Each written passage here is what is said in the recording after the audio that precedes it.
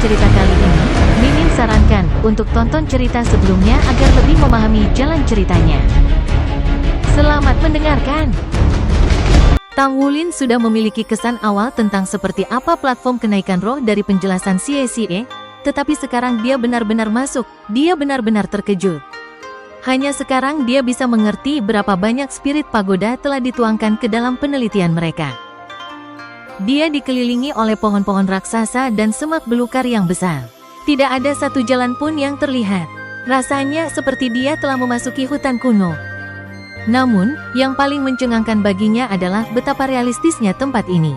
Dia dengan ringan mencubit pipinya sendiri karena tidak percaya, sebelum memeriksa sekelilingnya, menyentuh segalanya, dan akhirnya memastikan bahwa itu nyata. Astaga, platform kenaikan roh ini terlalu ajaib. Hatinya dipenuhi dengan kekaguman.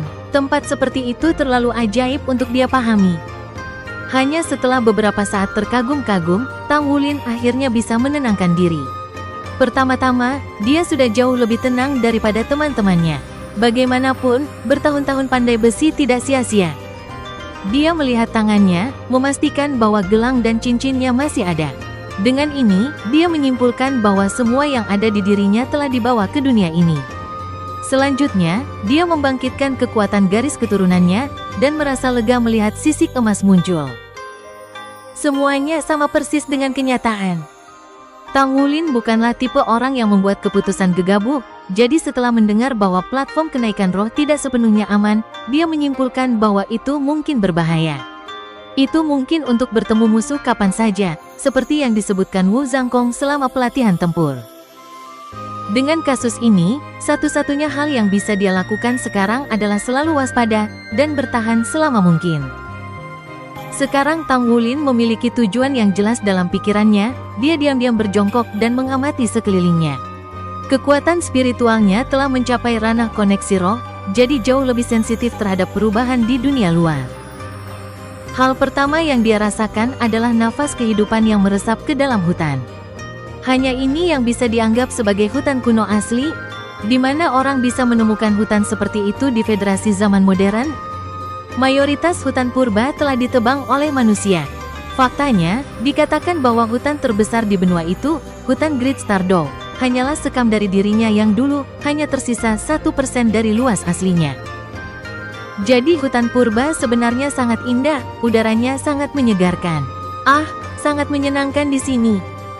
Mata Tang Wulin berbinar karena kegembiraan saat dia sepenuhnya menyerap perasaan yang menakjubkan ini. Dia merasa seolah-olah dia kembali ke kota Glorybound, di taman kecil di samping rumahnya. Kecepatan kultivasinya selalu lebih cepat ketika dia bermeditasi di antara rumput blue silver di taman saat itu, dan di sanalah dia menembus ke peringkat 10, menjadi Soul Master sejati. Dan sekarang, dia dikelilingi oleh nafas kehidupan yang beberapa kali lebih kuat dari yang ada di taman kecil di rumah. Sebenarnya, ada rumput blue silver yang bersembunyi di bawah semak-semak. The Blue Silver Grass di sini, bagaimanapun, telah berkembang jauh lebih baik daripada yang dia lihat di rumah. Sangat sulit bagi Blue Silver Grass untuk tumbuh melebihi ketinggian 15 cm, namun rumput di sini telah tumbuh lebih dari 30 cm, mencapai betisnya. Duduk dari posisi jongkoknya, dia dengan lembut mengusap jari-jarinya melalui blue silver grass di sekitarnya. Pada saat yang sama, dia tanpa sadar melepaskan jiwa bela dirinya. Untaian rumput blue silver diam-diam muncul di antara semak-semak di sekitarnya. Aura kehidupan yang dia rasakan semakin kuat dalam sekejap, seolah-olah semua tanaman di sekitarnya bersorak gembira. Tang Wulin membenamkan dirinya di dalam hutan yang tenang ini yang penuh dengan kehidupan, merasakan segala sesuatu di dalamnya. Wilayah kelima dari platform kenaikan roh dasar pagoda roh. Apa yang dia lakukan? Long Hengsu menunjuk ke layar yang menampilkan Tang Wulin duduk dengan mata tertutup. Dia bersandar di pohon dengan mulut sedikit melengkung, senyum menyenangkan menghiasi wajahnya. Tidak peduli bagaimana dia melihatnya, Long Hengsu merasa bahwa anak ini sedang tidur siang. Tang Wulin memiliki kesempatan yang luar biasa untuk memasuki platform kenaikan roh, namun, dia sedang tidur siang? Wu Zhangkong berkata, sepertinya dia sedang merenungkan sesuatu. Jangan lupa, jiwa bela dirinya adalah rumput blue silver, dan sangat jarang menemukan rumput blue silver yang subur di dunia nyata. Lihat, dia sepertinya telah memahami sesuatu, dia telah melepaskan jiwa bela dirinya. Petik 2. Long Hengsu akhirnya menyadari apa yang sedang dilakukan Tang Wulin. Itu benar, simulasi hutan Great Stardow ini benar-benar cocok untuk dibudidayakan oleh master jiwa tipe tumbuhan. Tampaknya persepsi anak ini cukup baik. Wu Zhangkong mengangguk setuju. Di kelas 5, Tang Wulin bukanlah siswa paling berbakat. Dia tidak memiliki jiwa bela diri kembar Xie atau keterampilan fusi jiwa Zhang Yangxi dan Wang Jinxi. Dia bahkan tidak memiliki kendali terampil Gu Yue. Namun, terlepas dari semua ini, Wu Zhangkong memberikan perhatian khusus kepada anak ini. Jika kekuatan garis keturunannya juga terus tumbuh, maka mungkin dia akan menjadi yang paling menonjol di antara 5 siswa di masa depan. Setelah mendarat dengan tersentak, Zhang Yangxi memantapkan dirinya dan mengamati sekelilingnya dengan mata penuh keheranan. Ini hutan. Zhang Yangxi mendapati dirinya berada di hutan yang semarak yang dipenuhi dengan hiruk-pikuk serangga dan burung penyanyi. Vitalitas hutan yang luar biasa bertentangan dengan jiwa bela diri atribut gelapnya, membuatnya merasa tidak nyaman dan sumbang. Namun, setelah kejutan awal, dia terkejut menemukan bahwa aura hutan menyebabkan kekuatan jiwanya beredar lebih cepat. Saya perlu mempersiapkan diri untuk bertarung setiap saat. Tanpa ragu sedikit pun, dia melepaskan jiwa bela dirinya, sepasang sayap hitam terbentang dari punggungnya. Dengan kepakan sayapnya, dia melesat, cukup tinggi untuk mulai memanjat pohon dengan cepat. Dia pikir tindakan terbaik untuk saat ini adalah mengamankan tempat yang menguntungkan dan mengamati sekelilingnya. Akan lebih baik jika dia bisa bersatu kembali dengan Wang Jinxi. Dengan kekuatan mereka digabungkan, mereka akan saling menambah kekuatan yang lain. Setelah mengubah tangannya menjadi cakar elang, dia dengan cepat naik ke puncak pohon. Pada ketinggian sekitar 10 meter dari tanah, pandangannya ke sekeliling meningkat drastis. Pohon yang dia pilih adalah yang tertinggi di daerah itu, memungkinkan dia untuk melihat pemandangan yang menakjubkan. Itu adalah samudera hijau sejauh mata memandang. Tidak ada akhirnya. Dengan langit cerah dan kehijauan tak terbatas, puncak pohon raksasa memberinya perasaan vitalitas yang tak terlukiskan dan bersemangat. Seolah-olah dunia ini hanyalah mata air kehidupan tanpa akhir. Ini benar-benar seperti hidup. Dia telah mendengar tentang platform kenaikan roh sebelumnya juga, tetapi meskipun keluarganya memiliki sarana untuk mengirimnya, dia belum bisa masuk karena kekuatannya yang tidak mencukupi dan usianya yang masih muda. Hah, apa itu? Zhang Yangxi menatap langit yang luas.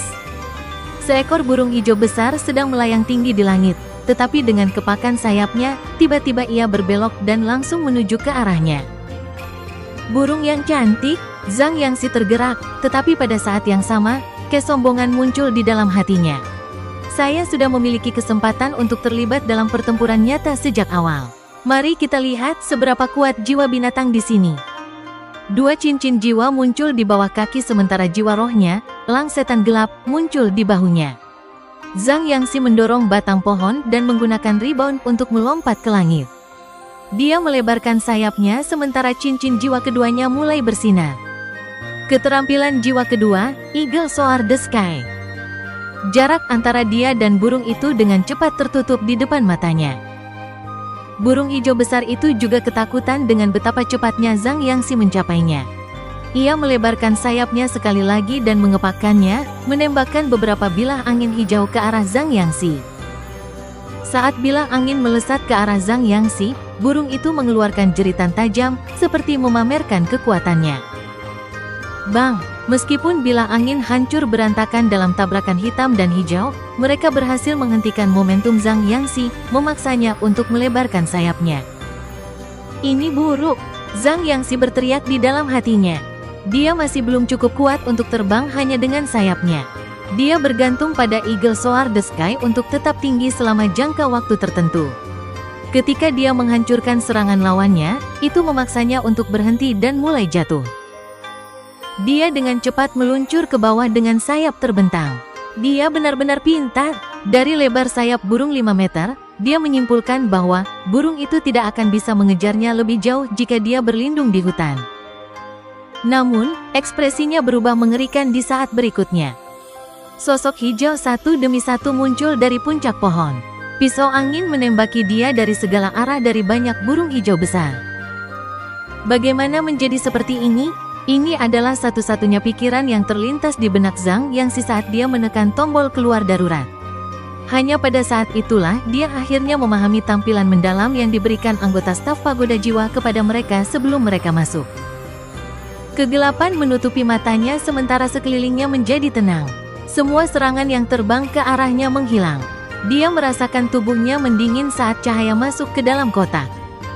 "Bangun," Long Hengsu berbicara tanpa sedikit pun kebahagiaan. Hanya setelah dia duduk, Zhang Yangxi tersadar dari pingsannya dan menyadari bahwa dia kembali ke Pagoda Jiwa. Layar di ruangan itu berganti adegan pada saat itu, memberitahu Zhang Yangxi bahwa dia sebenarnya yang pertama keluar. Setelah menyadari, wajahnya langsung memerah. Dia dengan malu merangkak keluar dari kotak logam. Wu Zhangkong tetap diam, hanya menunjuk ke kursi di sampingnya agar Zhang Yangxi duduk. Menarik napas dalam-dalam, Zhang Yangxi menenangkan dirinya. Dia masih sedikit linglung, efek samping dari memasuki platform kenaikan roh, tapi dia bisa mengingat dengan jelas semua yang telah terjadi di sana. Tatapannya tiba-tiba berubah ketika dia melihat kawanan burung hijau membumbung tinggi di langit di salah satu layar. Mereka sepertinya sedang mencari sesuatu. Bukankah itu tempatku sekarang? Tidak kurang dari 100 burung di layar, menutupi awan dan matahari. Teriakan cerah mereka bergema di seluruh langit, membawa lebih banyak burung hijau untuk bergabung dengan kawanannya. Dia menelan seteguk air liur ketika dia menyadari bahwa kawanan burung benar-benar mencarinya. Jika itu adalah dunia nyata, dia pasti sudah mati bahkan jika ada 10 orang darinya. Long Hengsu hanya meliriknya sebelum melanjutkan untuk menonton peristiwa yang terjadi di layar. Wu Zhangkong juga tidak memberinya kata-kata kritik. Pengalaman tempur sejati paling baik didapat saat dialami sendiri. Zhang Yangxi mulai merenungkan kesalahannya. Matanya menunjukkan kegembiraan yang kuat. Selain merasa malu, dia menemukan bahwa dia sangat menikmati memasuki platform kenaikan roh. Itu sangat realistis di dalam, dan dia bertekad untuk bertahan lebih lama di lain waktu. Xie diam-diam dan dengan hati-hati melintasi hutan, berpindah dari bayang-bayang satu pohon ke pohon lainnya. Dibandingkan dengan Zhang Yangxi, dia jauh lebih waspada. Ini karena dia telah mendengar cerita yang tak terhitung jumlahnya tentang hutan platform kenaikan roh ketika dia masih kecil. Dia tahu bahwa bahaya mengintai di mana-mana di hutan ini. Jika dia tidak berhati-hati, maka dia akan segera berubah menjadi salah satu dari banyak mayat yang berserakan di tanah. Namun, bahaya juga berarti kesempatan. Jika dia mampu membunuh beberapa makhluk jiwa, maka jiwa rohnya akan mendapatkan kekuatan di dunia nyata. Bahkan setelah menjelajahi hutan untuk sementara waktu, Xie belum menemukan satupun makhluk jiwa. Langkahnya ringan dan napasnya lemah saat dia dengan hati-hati mengamati sekelilingnya, hanya menunggu binatang buas muncul kapan saja. Akan lebih baik jika jiwa binatang yang menyendiri muncul. Bahkan jika dia hanya bisa membunuh satu, jiwa rohnya masih akan menerima beberapa keuntungan. Mata Xie berbinar karena gugup dan kegembiraan. Perasaan aneh tiba-tiba membasahi tubuhnya. Dia menukik ke depan tanpa ragu sedikit pun. Beberapa lusin lampu terbang di atasnya, hampir saja hilang dari kepalanya. Dia berdiri dengan gerakan yang kuat dari tubuhnya. Serangan ini, dia ngeri melihat puluhan pasang mata merah tua yang berkelap-kelip terbuka di pepohonan. Serangan itu berasal dari mereka. Binatang jiwa tipe tumbuhan, pohon iblis merah. Ini buruk, pohon-pohon ini muncul dalam kelompok besar. Dibandingkan dengan Zhang Yangxi, Xie jauh lebih berpengetahuan tentang monster jiwa. Paling tidak, dia bukan orang yang sembarangan menyerang makhluk jiwa yang tidak bisa dia identifikasi. Dia tidak punya niat untuk melawan mereka. Sebaliknya, dia berguling ke samping dan lari menjauh dari mereka. Benar saja, pohon setan merah menembakkan sinar cahaya ke arahnya tepat setelah dia bergerak. Seandainya dia lebih lambat, dia akan diubah menjadi bantalan dan mati. Sangat dekat, sangat dekat. Xie terengah-engah. Zizi, sebuah jeritan terdengar tepat sebelum bayangan kuning melesat langsung ke Xie. Xie buru-buru berhenti dan menebas pedang naga cahaya ke arah lawannya sambil berbelok ke arah lain untuk melarikan diri. Bayangan kuning seperti cambuk itu berputar di udara dan dengan mudah menghindari pedang naga cahaya. Seekor tikus raksasa yang lebih tinggi dari manusia yang digali dari tanah. Bayangan kuning itu sebenarnya adalah ekornya. Itu mengayunkan ekornya seperti lembing yang menusuk dada Xie. Itu adalah tikus ekor panjang dengan tinggi lebih dari 2 meter. Ini adalah tikus ekor panjang 100 tahun. Alih-alih ketakutan, Xie dipenuhi dengan kegembiraan saat melihat tikus ini. Dia tahu bahwa ini adalah makhluk jiwa tipe penyendiri yang kuat yang biasanya memangsa serangga, tetapi bukan karnivora yang hebat. Ia bisa meluncurkan serangan cerdik dengan ekornya yang berubah-ubah, dan juga dilengkapi dengan mulut penuh gigi seperti baja yang bisa mengunyah logam yang tidak biasa. Xie menendang dari pohon, tiba-tiba melayang ke udara. Dia melepaskan pedang naga cahaya pada tikus ekor panjang, sementara tangan kirinya melambai sedikit mulus. Tepat pada saat itu, tikus ekor panjang tiba-tiba menjerit kesakitan.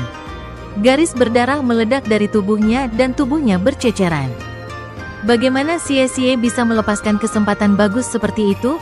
Dia meledak dari batang pohon dan terbang ke udara, memutar tubuhnya pada saat yang bersamaan. Dengan belati naga cahaya sebagai titik awal, dia menjatuhkan Longtail Mouse seperti bol. Tubuh tikus ekor panjang ditelan oleh badai naga cahaya dan berubah menjadi percikan darah dalam sekejap mata. Xie dan tubuh Longtail Mouse mendarat di tanah pada saat bersamaan. Sebuah bola cahaya muncul dari tubuh tikus ekor panjang 100 tahun dan pindah untuk bergabung dengan Xie. Xie menjentikkan belati naga cahaya dengan gembira. Tetapi dia tahu bahwa dia tidak bisa tinggal di daerah itu lama-lama, jadi dia dengan cepat lari ke arah yang acak. Di hutan makhluk jiwa ini, bau darah adalah cara termudah untuk menarik makhluk jiwa lainnya, terutama makhluk jiwa karnivora. Secara alami, dia hanya bisa membunuh tikus ekor panjang begitu cepat karena dia bisa melancarkan serangan diam-diam dengan belati naga bayangannya. Bang, bang, bang. Bahkan sebelum Xie sempat berlari terlalu jauh, ledakan teredam bergema dari bumi. Xie tercengang. Suara itu, kenapa terdengar begitu menakutkan? Di atas pohon raksasa, Wang Jinxi terengah-engah saat tubuhnya yang membesar mulai kembali normal. Dia baru saja bertempur sengit, dia telah bertemu dengan kawanan Wind Wolves 10 tahun sebelumnya. Meskipun mereka tidak kuat, mereka cepat dan banyak. Ada lebih dari 20 serigala dalam kelompok itu.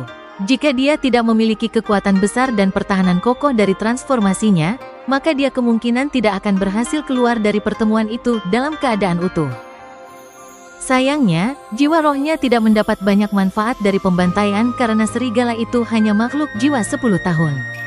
Jiwa rohnya adalah roh tulang yang mirip dengan jiwa roh logam Xie yang juga telah menyatu langsung ke dalam jiwa bela dirinya.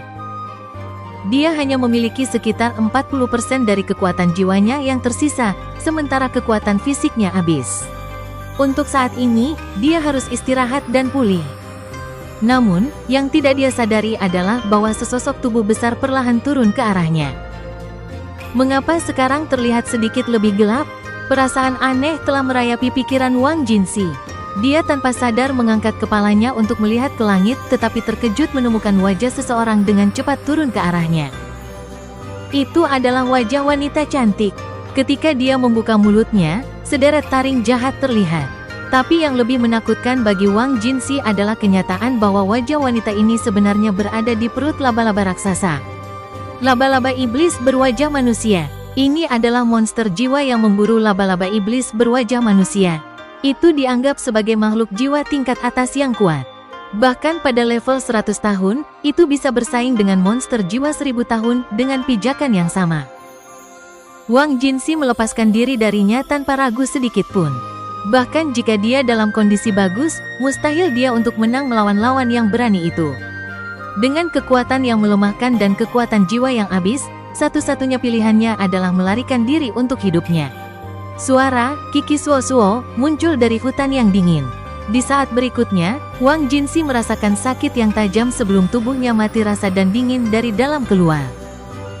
Anggota staf pagoda jiwa segera memerintahkan, bersiaplah untuk perawatan darurat. Tubuh Wang Jinxi memecahkan saat kotak logam itu keluar. Penderitaan tidak berhenti bahkan setelah elektroda ditarik darinya. Selusin anggota staf berpakaian putih menyebabkan kejadian itu terjadi dalam sekejap. Salah satu dari mereka mengeluarkan jarum dan menusuknya ke leher Wang Jinsi, mengirimkan isinya ke aliran darahnya. Apakah itu laba-laba iblis berwajah manusia lagi? Iya, benda itu sangat kejam. Itu bahkan tidak memberi anak ini kesempatan untuk menekan tombol. Ah, nasib anak ini benar-benar buruk.